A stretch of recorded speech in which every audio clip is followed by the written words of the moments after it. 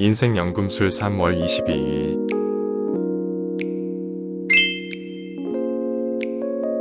진리를 있는 그대로 비추려면 거울은 진짜가 아니면 안 됩니다. 일그러진 유리는 과장된 이미지를 낳습니다. 장애가 있는 마음은 일그러진 세계를 비춥니다. 사물의 세계는 사고의 세계의 분신입니다. 내적인 세계가 바깥 세계로 넘쳐나는 것입니다. 보다 큰 것은 작은 것을 포함합니다. 물질은 마음의 복사이고 사건은 마음의 흐름입니다. 환경은 사고의 짜맞춤이고 사람이 저마다 휩쓸리는 바깥쪽 상태나 타인 행동은 본인의 마음의 욕구나 발달 정도와 밀접하게 연관이 되어 있습니다. 사람은 환경의 일부입니다. 사람은 동료에게서 분리되어 있지 않습니다. 독특한 친밀함이나 행위의 상호작용에 의해서 또 인간 사회의 루트인 근본적인 사고의 법칙에 따라서 밀접하게 동료와 연결되어 있습니다. 사람은 일시적인 변덕이나 소망에 맞추어서 밖의 사물을 바꿀 수는 없습니다.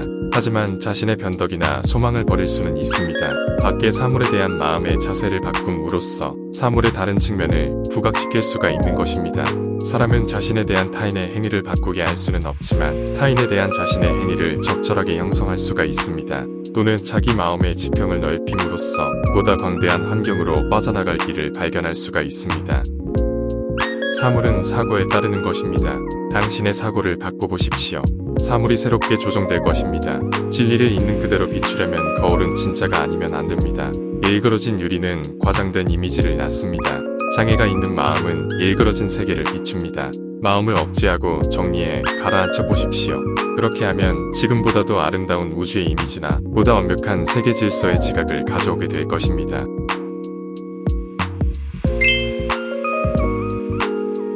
강인함을 몸에 익히면 환경이 당신에게 힘이 되어줄 것입니다. 환경은 나약한 자에겐 냉혹하지만 강한 자에게는 양손한 하인입니다. 사람이 가장 중요한 요인입니다. 마음이 건전하고 적절하게 조정되면 환경의 불만이나 불평을 늘어놓지는 않습니다. 그런 것들을 극복해 성장하는 것입니다. 주어진 환경에 불평하는 사람은 아직 재구실을 할 수 있는 인간이라고 말할 수 없습니다. 인간으로서 강인함을 몸에 익히기까지는 결핍감에 계속 시달리게 될 것입니다. 강인함을 몸에 익히면 환경이 당신에게 힘이 되어줄 것입니다. 환경은 나약한 자에겐 냉혹하지만 강한 자에게는 양손한 하인입니다. 우리를 묶거나 해방하거나 하는 것은 외부의 사물이 아니고 그런 것들에 대한 우리들의 사고입니다. 우리는 자기 자신을 묶는 사슬을 만들거나 자신을 가두는 지하 감옥을 만들거나 합니다. 그 반대로 자신을 묶는 금기를 풀거나 자기 자신의 궁전을 만들기도 합니다. 또는 모든 전경이나 사건 속을 멋대로 방황하기도 합니다. 주위의 상황이 자신을 꼼짝 못하게 할 정도로 가혹하다고 생각하면 그 생각이 자신을 계속 묶어둡니다. 반대로 머릿속에서 주위의 상황을 극복할 수 있다고 생각하면 그 생각이 자신을 해방시킵니다. 그렇기 때문에 주위의 상황을 생각할 때 그것이 자기를 묶는지 해방하는지를 자문해보지 않으면 안 됩니다. 그리고 자신을 자유롭게 해줄 생각을 채용하십시오.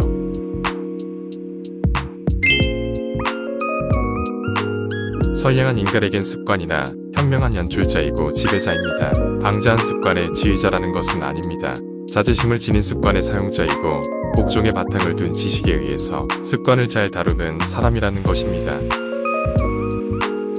인간은 본질적으로 습관의 생물이고 그것에서 벗어날 수 없습니다.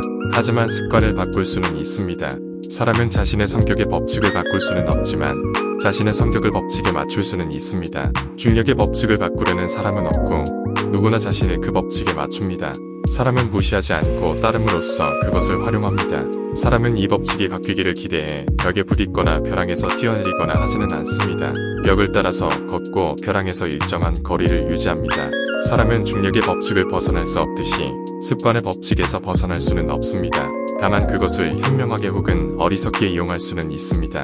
과학자나 발명가가 물리적인 힘이나 법칙을 최대한으로 활용하듯이 현명한 사람은 정신적인 힘이나 법칙을 활용합니다. 성악설의 인간은 매를 맞는 습관에 노예인데 선량한 인간은 습관이 현명한 연출자이고 지배자입니다. 습관을 만들어낸다는 것은 아닙니다. 또 방자한 습관의 지휘자라는 것도 아닙니다. 자제심을 지닌 습관의 사용자이고 복종의 바탕을 둔 지식에 의해서 습관을 잘 다루는 사람이라는 것입니다.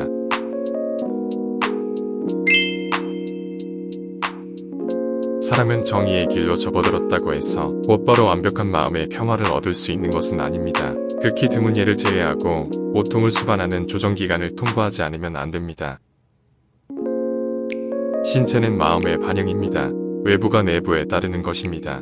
미래일각성한 과학자는 온갖 신체의 부조화를 마음 안의 윤리적 원인에까지 거슬러 올라가 규명하게 될지도 모릅니다. 마음의 조화와 도덕적인 건전함이 신체의 건강을 보증합니다.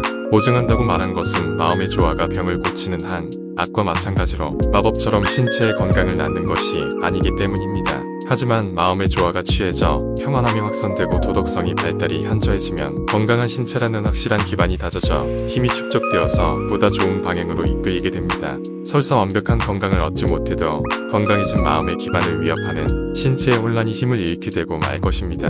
육체적으로 고통을 당하고 있는 사람이 조화를 이룬 도덕적 원리에 따라서 마음을 형성하기 시작한 순간 치유된다고 볼 수는 없습니다. 실제로 신체가 위기에 달해 그곳에서 빠져나오려고 하는 순간 이전의 부조화 결과나 병적인 상태가 더욱 현저해지는 것처럼 생각되는 일도 있을지 모릅니다. 사람은 저희의 길로 접어들었다고 해서 곧바로 완벽한 마음의 평화를 얻을 수 있는 것은 아닙니다. 극히 드문 예를 제외하고 고통을 수반하는 조정기간을 통과하지 않으면 안 됩니다. 그와 마찬가지로 나무랄 데 없는 건강을 간단히 손에 넣는 것은 극히 드문 일입니다. 마음도 몸도 조정을 다시 하려면 시간이 필요합니다. 그러나 바로 건강해지지는 않아도 건강한 상태로 다가갈 수는 있습니다.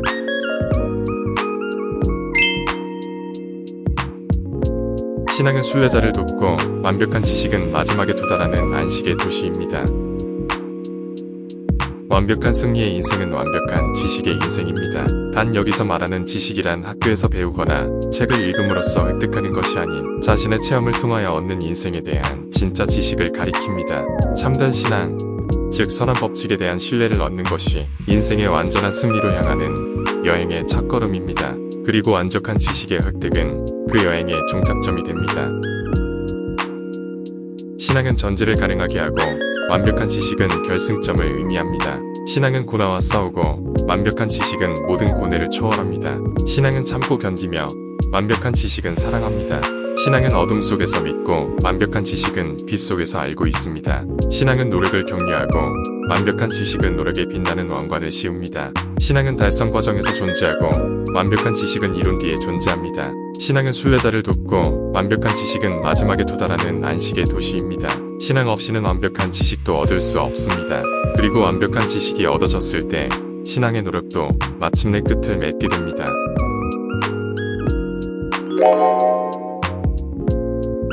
인생연금술 3월 22일의 명상을 마칩니다. 구독과 좋아요 부탁드립니다.